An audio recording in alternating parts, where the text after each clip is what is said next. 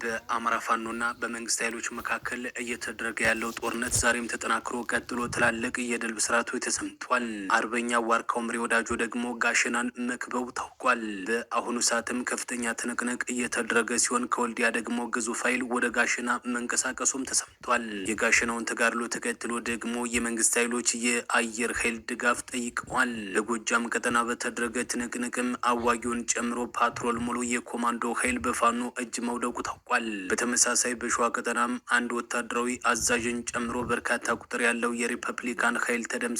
በዝርዝር እንመለከተዋለን። ሰላም ጤና ይስጥልን። የተወደዳችሁ 15ኛ ወር 2018 ዓ.ም ለምሽት የተሰሙ አዳዲስና ወቅታዊ እንዲሁም ሰበር የድል መረጃዎችን እናስደምጣችኋለን። መረጃው ለሁሉም እንዲደርስ ደግሞ እናንተም ቪዲዮውን ላይክ፣ ሸርና ሰብስክራይብ እያደረጋችሁ እስከ መጨረሻው አብራችሁን ቆዩም። የአማራ ፋኖ የነጻነት ተጋድሎ መቀጠሉ ታውቋል።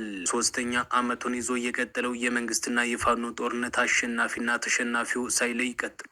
በጠቅላይ ሚኒስትር ዶክተር አብይ አህመድ የሚመራው የብልጽግና መንግስት ደግሞ ደጋግሞ የዘመቻ ስም እየቀያየረ የአማራ ፋኖ ኃይሎችን ለመበተን ብሎም ለመደምሰስ በሚል ያለ የሌለ የጦር ሰራዊትን እየተጠቀመ ከ2015 ዓ.ም ጀምሮ እስካሁን ድረስ ውጊያ ቢከፍትም በሁሉም ግንባሮች እየተሸነፈ በተቃራኒው ትጥቅና ስንቁን ለአማራ ፋኖ ኃይሎች እያስረከበ በሽንፈት መንገድ ላይ ይገኛል። የአማራ ፋኖ ኃይሎች ደግሞ መጀመሪያ ከነበሩበት ተራ ተዋጊነት ደረጃ ከፍ ብለው አድማሳቸውን በማስፋትና ኃይላቸውን በማጠናከር ድል እያስመዘገቡ መሆኑ ታውቋል። ትናንትናና ዛሬም በተለያዩ የአማራ ክልል ቀጠናዎች ላይ መጠነ ሰፊ ውጊያ አድርገው የአማራ ፋኖ ኃይሎች ትላልቅ ድሎችን ማስመዝገባቸውን ነው የወጡ መረጃዎች ያመላከቱ። ከሰሞኑ በጋዞ ወረዳ እስቴሽ ከተማ ዙሪያ ፋኖ በወሰደው የስቦ መምታት እርምጃ 11 የብልጽግና መከላከያ ሰራዊት አባላት ሲደመሰሱ ከ13 በላይ የሚሆኑ ደግሞ መቁሰላቸው መዘገባችን አይዘነጋም። ሆኖም ጦርነቱ አሁንም በቀጠናው ተጠናክሮ ቀጥሎ ድሎች ዛሬም ተመዝግቧል። የአማራ ፋኖ ብሔራዊ ንቅናቄ የምኒልክ ዕዝ ጋሸናን ለመያዝ ከበባ ውስጥ አስገብቶ ትንቅንቅ ላይ የዋለ ሲሆን የመንግስት ወታደሮችም ጋሸናን ላለመነጠቅ በርካታ ኃይል አስገብተው ከፍተኛ ትንቅንቅ ላይ ናቸው። ሆኖም የፋኖ ኃይሎች ተጋድሎ መጠናከሩን ተከትሎ ደግሞ ጋሸና እንዲገባ የአየር ኃይል ድጋፍ ተጠይቋል። በዛሬው ዕለትም ከወልዲያ ተነስቷል የተባለ ብዛት ያለው የኮማንዶ ኃይል ወደ ጋሸና መጠጋቱ ነው የተሰማም። አድስጌ ተብሎ በሚጠራው አካባቢ ላይ በዛሬው ዕለትም የአማራ ፋኖ ብሔራዊ ንቅናቄ ምስራቅ አማራ ቀጠና የምኒልክ ዕዝ የደጋው መብረቅ ኮርና ሌሎች የፋኖ ኃይሎች በርካታ ኃይል ደምስሰው ውለዋል ነው የተባለ።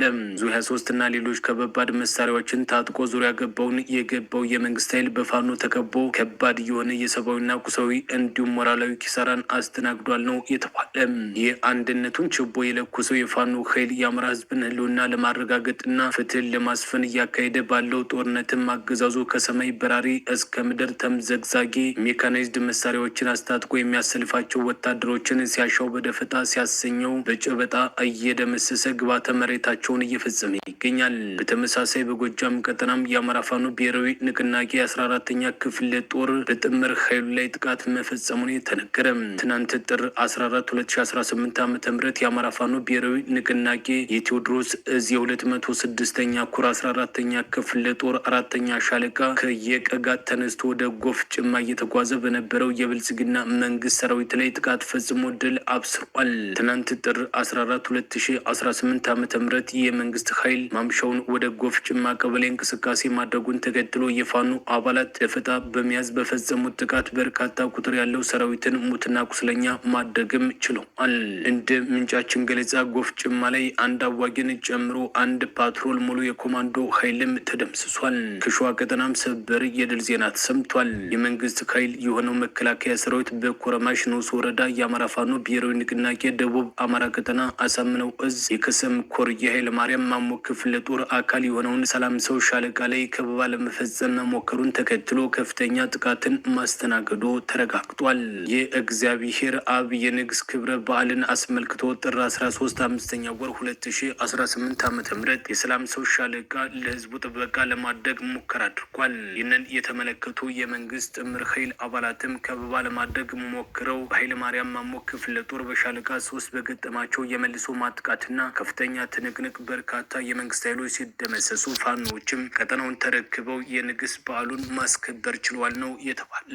በዚህ አውደ ውጊያ አልሳካለት ሲል ደግሞ ጥር 14 ቀን 5ኛ ወር 2018 ዓ.ም በቀጥታ ከቱለፋና ከሀገረ ማርያም ወረዳ የነበረውን ግዙፍ የሚሊሻና የመከላከያ ኃይሉን በማስገባትና ከነሱ ወረዳው ኮረማሽ ካምፕ የነበረውን የጦር ኃይል ጭምር በማሰለፍ በ3 ግንባር ማለትም በወይን አምባ፣ በሸረርና በ3 አምባ የጦር ግንባሮች አድርጎ በሞርተርና በዲሽቃ የታገዘ ጦርነት ቢከፍትም አልተሳካለትም። በዚህ አውደ ግንባርም በርካታ የመከላከያና የሪፐብሊካን ኃይል ተደምስሷል። እንደ ምንጫችን ገለጻ አንድ ወታደራዊ አመራርን መደምሰሱን የወጡ መረጃዎች ያመላክታሉ።